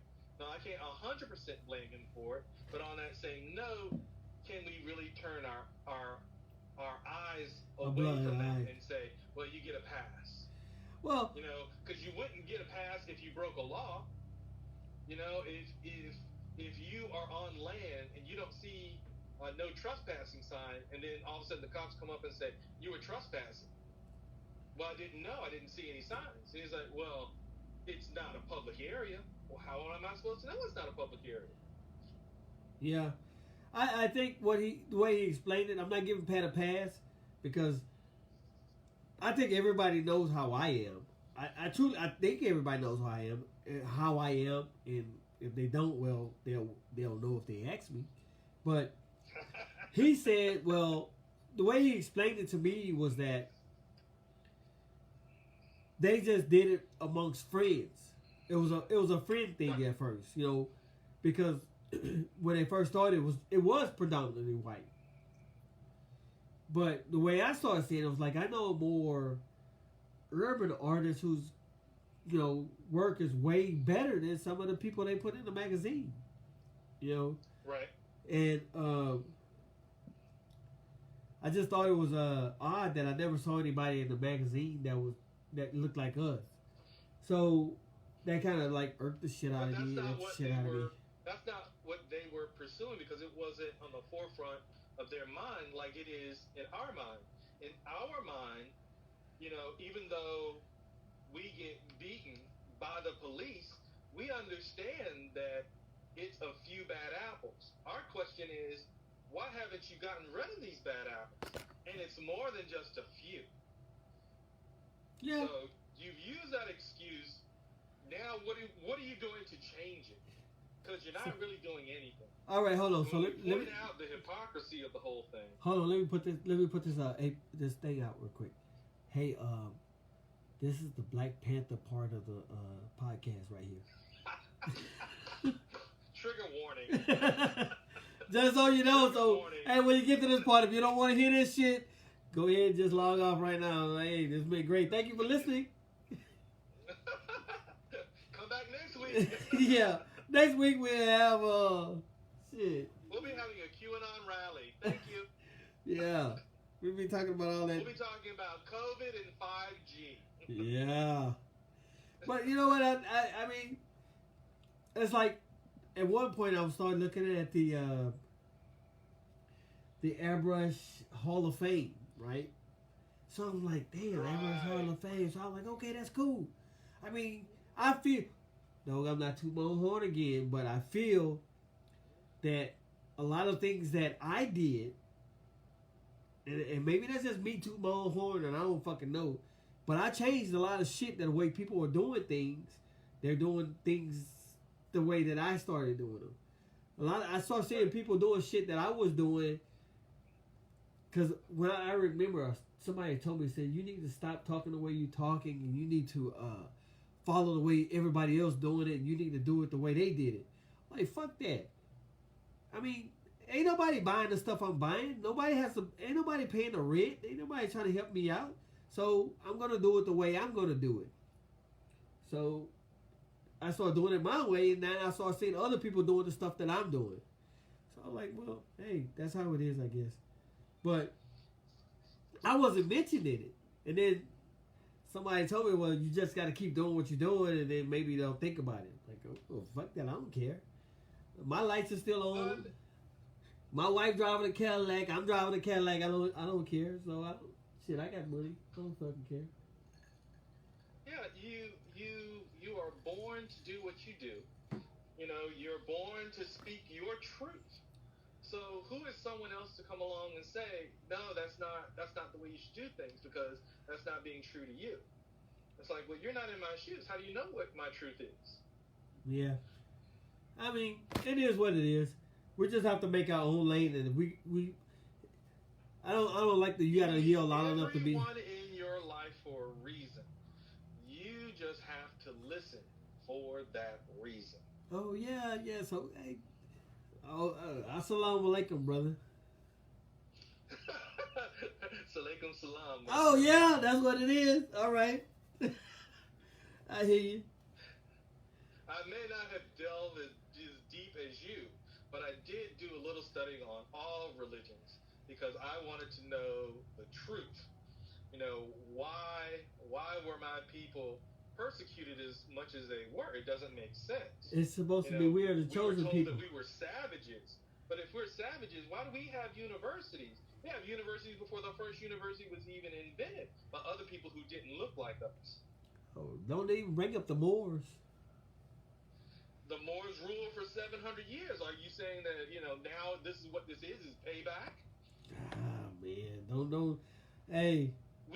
We can't do that, brother. It's gonna be a different podcast, man. With everybody, we helped everybody learn how to navigate around this globe, but our history is gone, disappeared. What was his name? Lewis and Clark. Who was the guy with Lewis and Clark? I can't think of his name. Oh, I can't remember his name either. Yeah, see, I should, like you said, I should have disappeared. You know, Black History Month coming up. Oh man, I'm doing Black History Month on my podcast. I don't know if anybody gonna listen, but we're doing Black History Month next month. Excellent. I am so looking forward to it. Yeah. Because, that's the thing for us, and we have to relearn, because really, if you look at the very end of Martin Luther King's life, he really did not want segregation. He wanted more money for our schools so that we could compete equally. And that's what they were scared of. Because if you look through history, even though we have been only given table scraps, we've managed to turn it into diamonds. I was listening to the well, one of the guys was going into the Capitol. The Capitol fiasco, right? And the Capitol guy was like, we built this. And I'm sitting there looking at myself like, I don't remember seeing. Like, I don't remember hearing about probably somebody telling somebody what to do, but I think the slaves built the Capitol and the White House and whatnot. Did you engineer it? Probably. Did you actually physically build it? Probably not. No. So were there white people there helping to build it? There's white people there. But you use it off of all slave labor. I'm pretty sure it was all slave labor. Free. And then why did you design it like the Masons would? Why did you have all those Masons symbols in there? Masons weren't traditionally white, I didn't think. I thought they were a division off of the Moors. Well, I thought. See, that was a big thing in the military. Oh man, see, I don't want to make the podcast about that. I'm trying to make it about you. But you know what? This is our truth. This is I used to our torch to bear and our information to get out. and that's what your podcast So- is about. It is about me and what I do and how I move in my airbrush circle. See, it's a But the fact of the matter is, what really illuminates me from the inside is how I'm getting back in touch with my roots, how I want to display my artwork to help other people get back to their roots. yeah. You So know, let's and get back to that because I help don't, everybody wake up. dude. You don't want to know how deep I can get. I can go deep, and it's like I know you can. I know you can. it's man. like I mean, when we talk about overthrowing the government, the only successful coup was in Wilmington, North Carolina, which is 45 minutes up the road from me. see, I'm in Texas. You know, we're a Republican state. I don't know what the fuck why. I don't know. We barely a Republican state because shit is changing. But anyway, so you're gonna sell your portraits, huh? First cowboys were black. First cowboys were Mexican. See, you trying That's to where take me there, huh? Cowboy from. That you trying to take me there, huh? That's what you trying to do? I'm just saying what comes to my heart. Okay, all right, I feel you. Ralph Kelly has to say what comes to his heart. I'm gonna be all right, cause you don't want to know where I come from, bro. I got a different mindset of it. A lot of things. I'm quite sure it would be great to hear, but we may not have the correct audience listening to what we have to say, which means we would need to pivot off of this podcast into going a different direction. So next month we're gonna have that Black History podcast. Okay, all We're right. gonna- we're I'm gonna- there. We're gonna promote a lot of black artists. That's what we're gonna do. It's a bunch of us. It's a bunch of us. Excellent.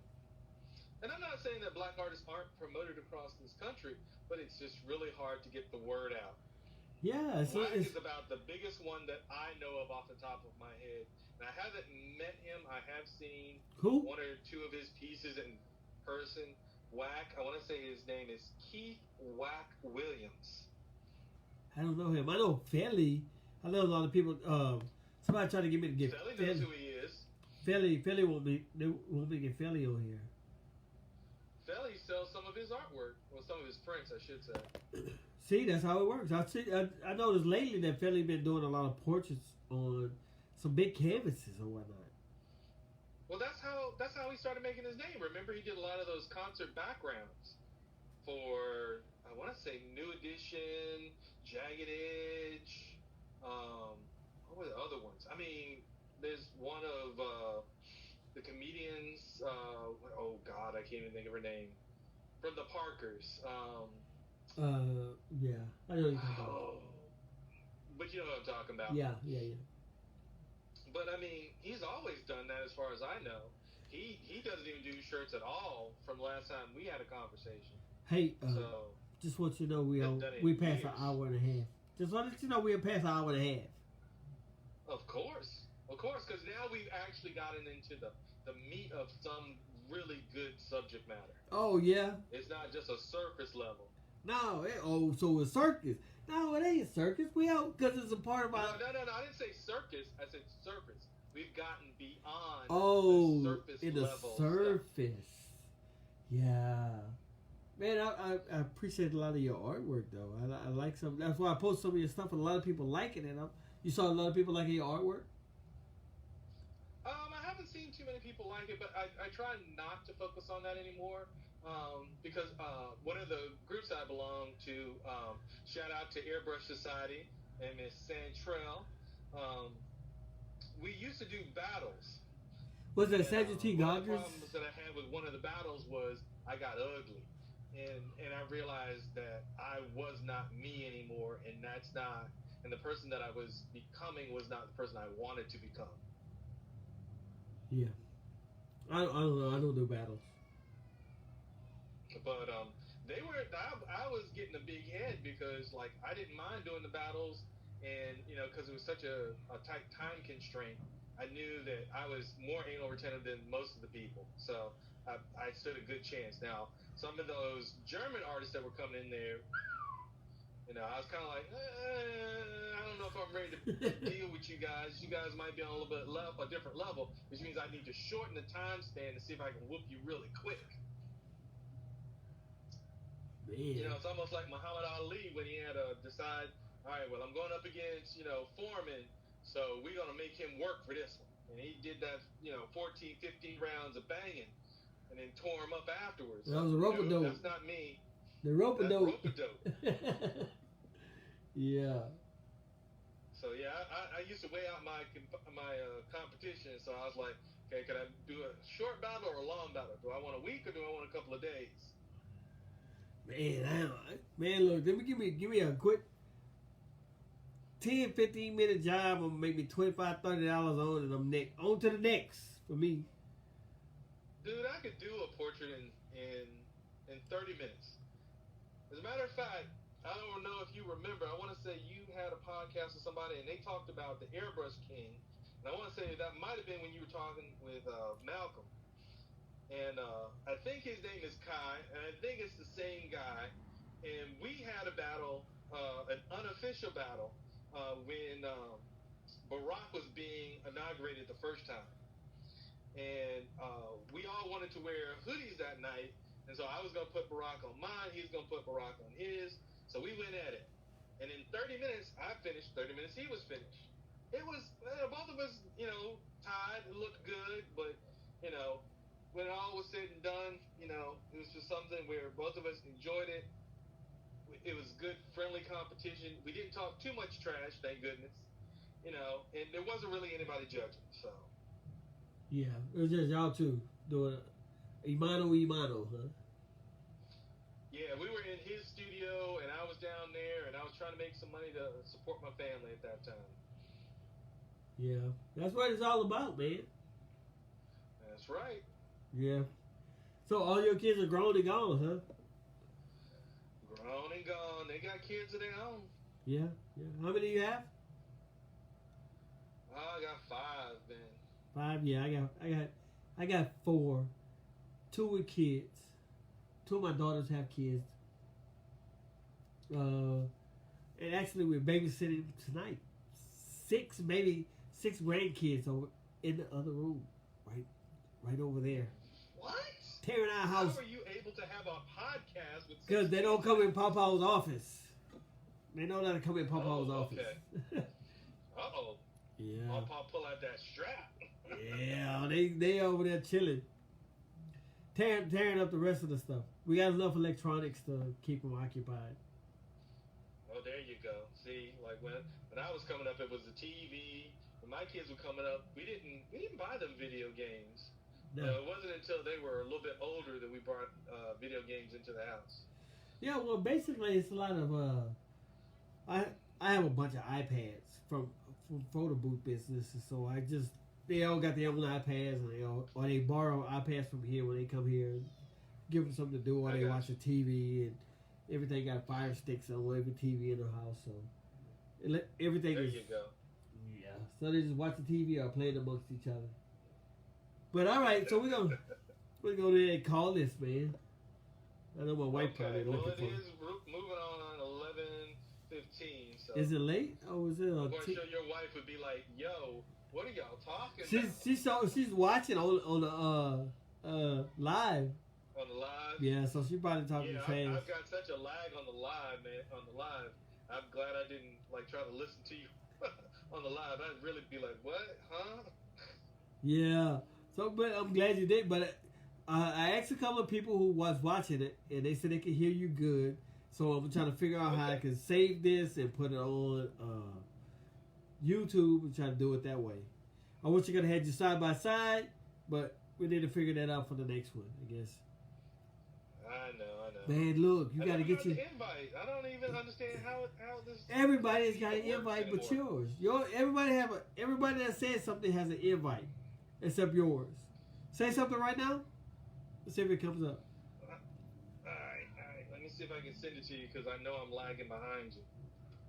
Yeah, you're at your lag. That was the problem. See, that's what deterred me from keep going. Because if I go live, then nope, it just says here. It doesn't say anything about Nope, it doesn't give it an option to share, add you. But everybody else is like, Wow. bring them on your camera. Everybody but yours. I don't know what you did last time because we did it. Yeah, all I did was log in on this computer. Here, let me try the simple.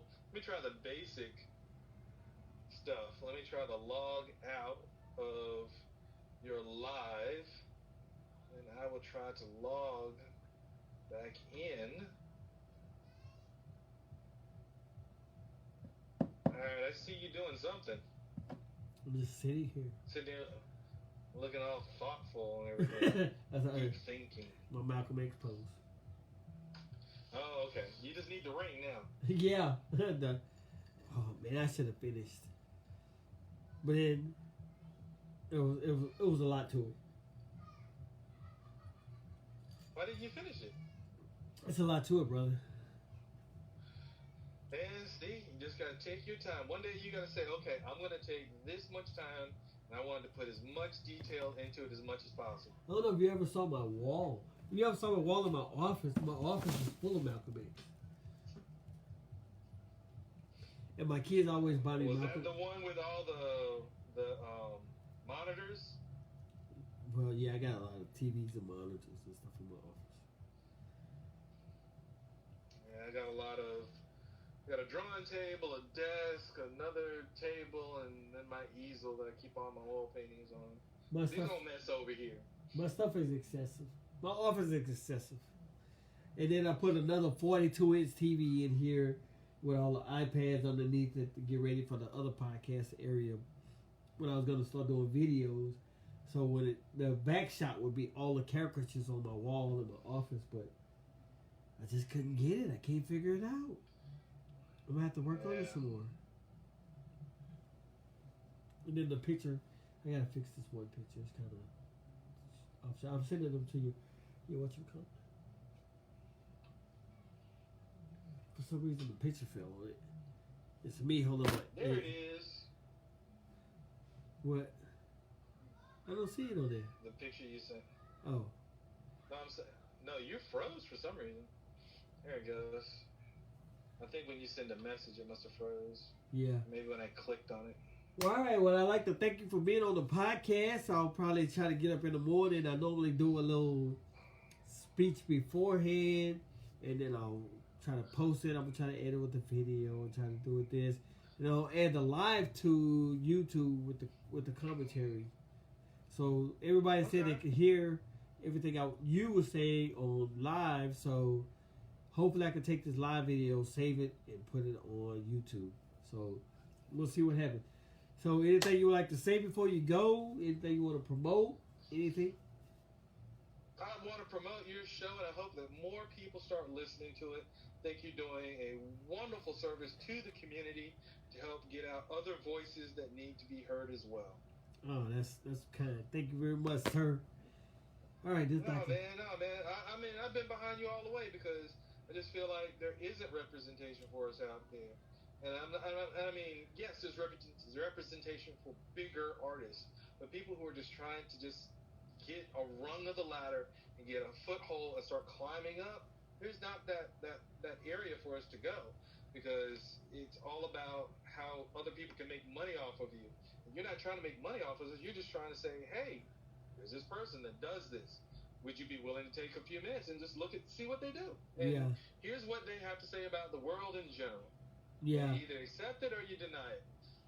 Yeah. We are all children of the stars, and we are nothing more than stardust. What? Look at you. I kind of. Well, if you're a deep thinker, you know exactly what that means. Yeah. And I'm a constant thinker, so it'll be on my mind the whole time. So I probably won't even fucking go to sleep tonight because I'll be like, what the fuck is he talking about? Oh, okay, all right.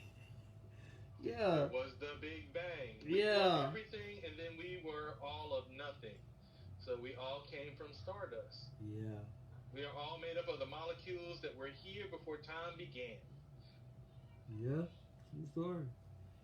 So it's like the fact that I thought it was a thing for me. It was like, okay, so everybody needs to be heard. It's like it's more people than what they post in the magazines. It's like it's a lot of everybody out there who don't get a chance to be seen or heard, you know.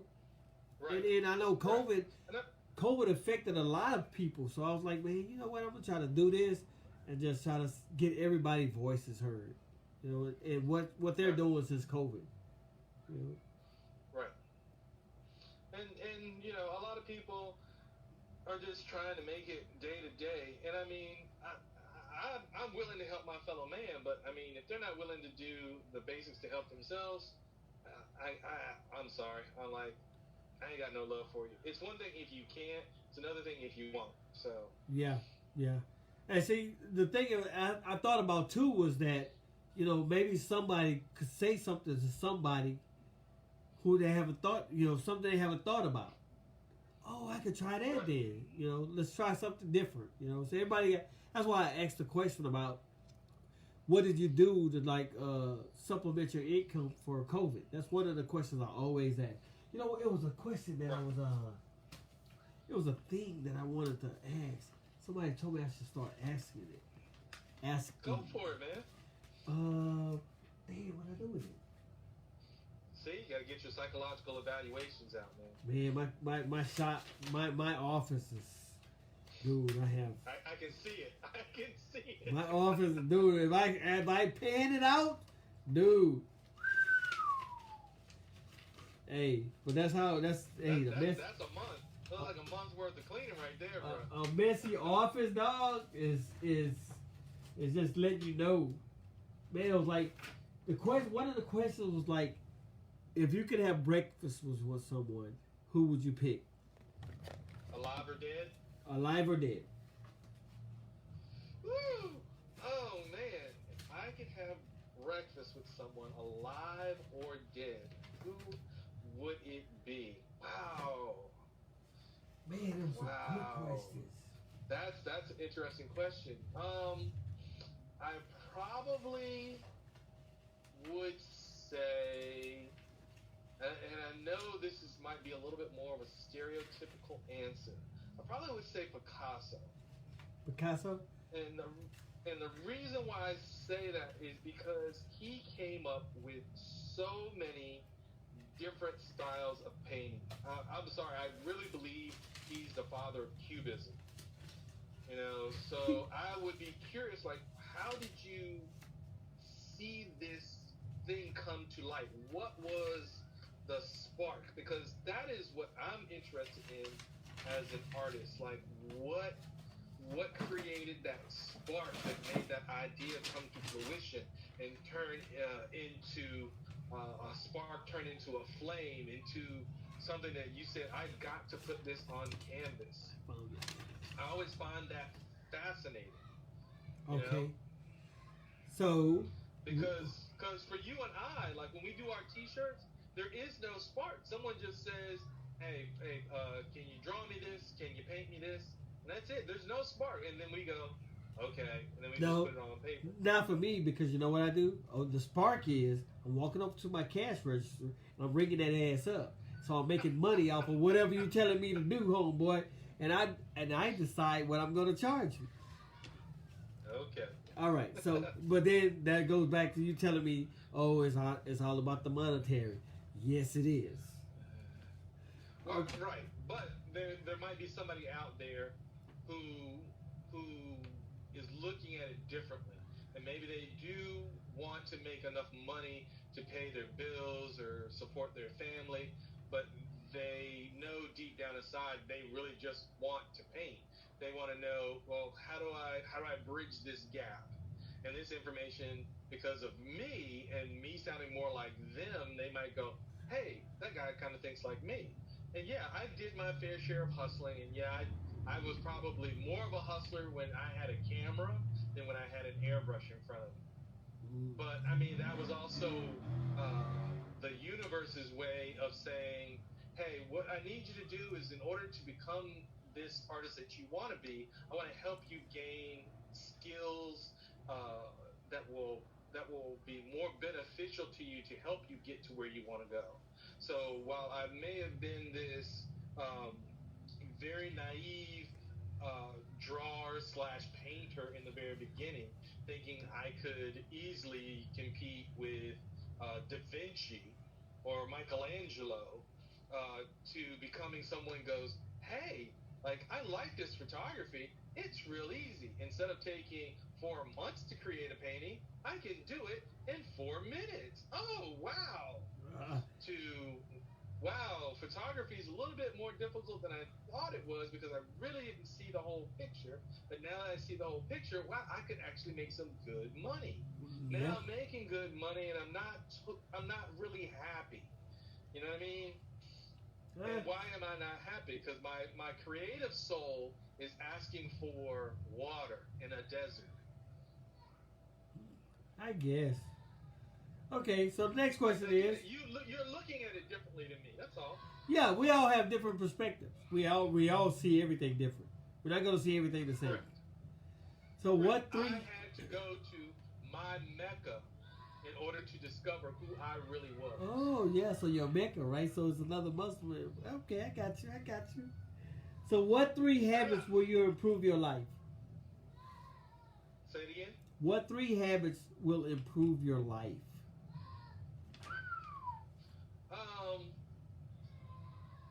Probably better discipline. I can say that for sure.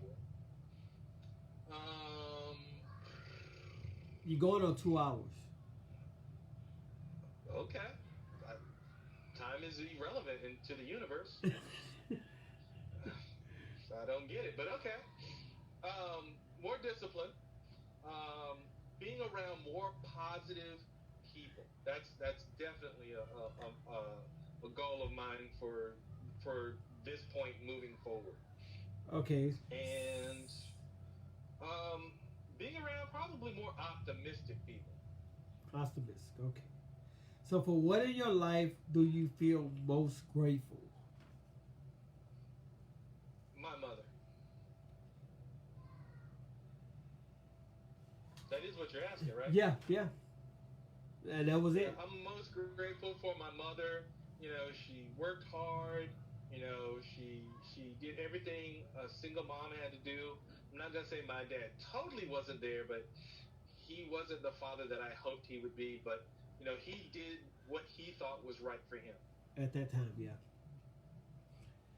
You know, because we as a people have not been really taught how to be good fathers. So all of us are learning how to do the best we can as fathers. Okay, so we going back there, huh? I wasn't trying to jump back into the ocean, but some of us jumped off the ship because they didn't want to live in bondage. I hear that.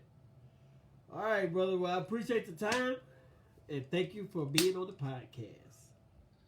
And I thank you, sir, for taking time out of your day to listen to this old man's stories. Oh man, we all old. Hey, all stories are great stories, brother. All stories are great stories. Yes, they are. All right, man. All right, you have a good one, sir. You too. Thank you very much. You're welcome.